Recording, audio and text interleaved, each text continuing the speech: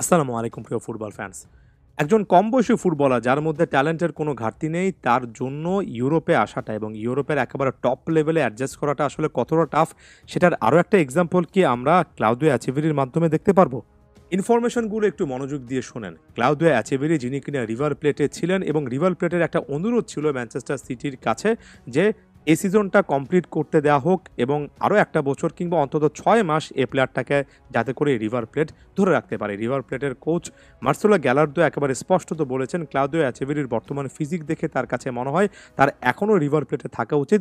এখনও তার overall physical যে একটা ম্যাচুরিটি, ওভারঅল তার যে একটা দক্ষতার জায়গা, অভিজ্ঞতার জায়গা, সেখানে ঘাটতি রয়েছে এবং এটা পূরণ করার জন্য তাকে আসলে এখানে আরও একটা বছর বা ৬ মাস ধরে রাখাটা উচিত ছিল।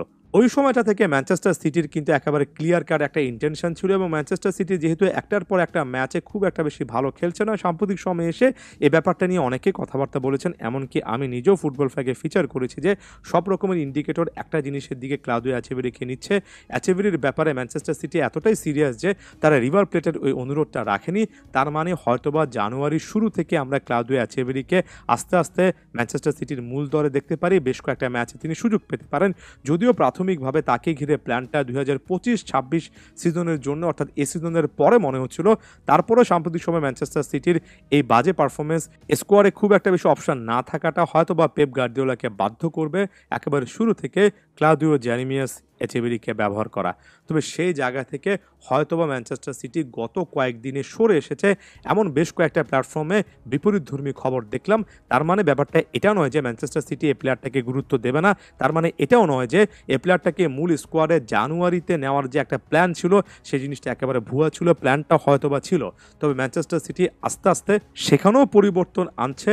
হয়তোবা ম্যানচেস্টার সিটির বর্তমান বস পেপ গার্দিওলা এবং থিঙ্ক ট্যাঙ্ক ধরে নিয়েছে যে এই সিজনটায় ম্যান সিটির খুব একটা বেশি ভালো যাবে না।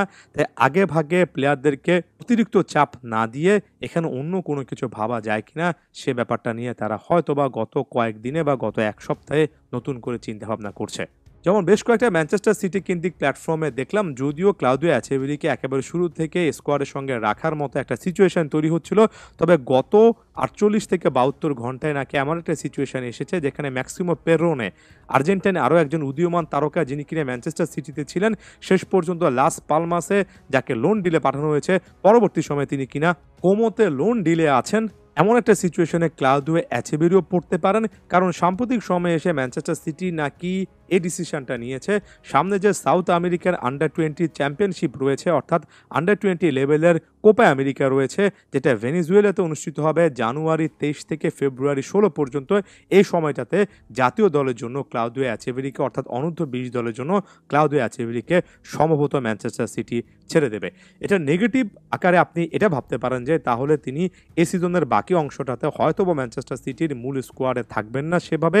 তার মানে ওই যে বললাম, ম্যানচেস্টার সিটি হয়তোবা সাম্প্রতিক সময়ে এসে এই জিনিসটা বুঝে নিয়েছে যে এই সিজনটা তাদের খুব একটা বেশি ভালো যাচ্ছে না এই সিজনে। তাই তারা এখনই ইয়াংস্টার প্লেয়ার যিনি কিনা একেবারে ফুললি রেডি নন তাকে দিয়ে, তাকে প্রেশারাইজ করে তার কাছ থেকে ভালো পারফরমেন্সের পরিবর্তে তাকে লোন ডিলে পাঠিয়ে কিংবা অন্য কোনো ক্লাব বা জাতীয় দলে পাঠিয়ে আরও অভিজ্ঞতা অর্জনের সুযোগ করে দেবে।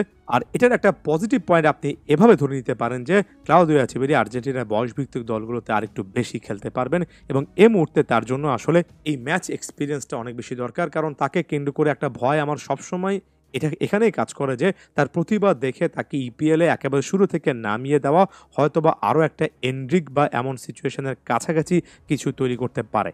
এটাকে যারা অনেক বেশি নেগেটিভলি নিচ্ছেন তারা একবার নিকো পাজের কথা চিন্তা করেন। নিকো পাজের শেষ পর্যন্ত রিয়াল মাদ্রিদ থেকে কোমোতে যাওয়াটা তার জন্য খুবই ভালো একটা সিদ্ধান্ত হয়েছে।